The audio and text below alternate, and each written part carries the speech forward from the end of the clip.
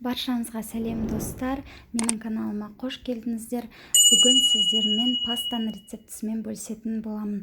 Ол үшін бізге тауықтың төс еті, саңырауқұлақ, пияз, ірімшік, сарымсақ, сливки және пастаға арналған феттучини кеспесі керек болады. Пиязымызды кішкене бөліктерге бөліп тураймыз. Тауықтың төс етін соломка ретінде турап табағымызға дайындап қоямыз. Менде сливки 10%, сіздер 20-30% қолдана берсеңіздер болады. Одан соң саңырауқұлақтарымызды үлкендеу етіп турап тәрелкемізге жайғастырамыз. Ірімшігімізді үккіштен өткізіп дайындап аламыз.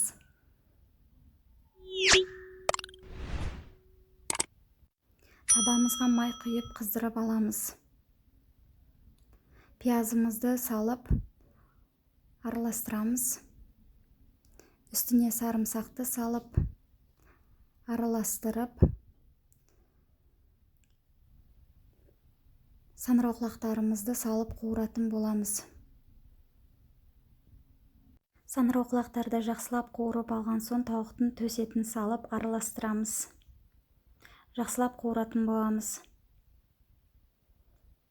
Дәміне қарай тұз, бұрыш салып араластырып,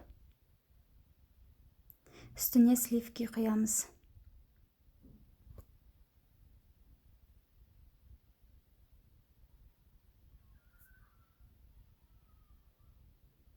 Ірімшігімізді салып араластырып, оттың астын баяулатып, табамыздың бетін жауып 10 минутқа қойып қоямыз.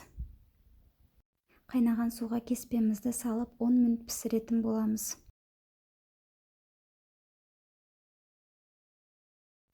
Піскен кеспемізді соуспен жақсылап араластырып, тәрелкеге салып, үстіне ірімшік қосып, ұсына берсеңіздер болады.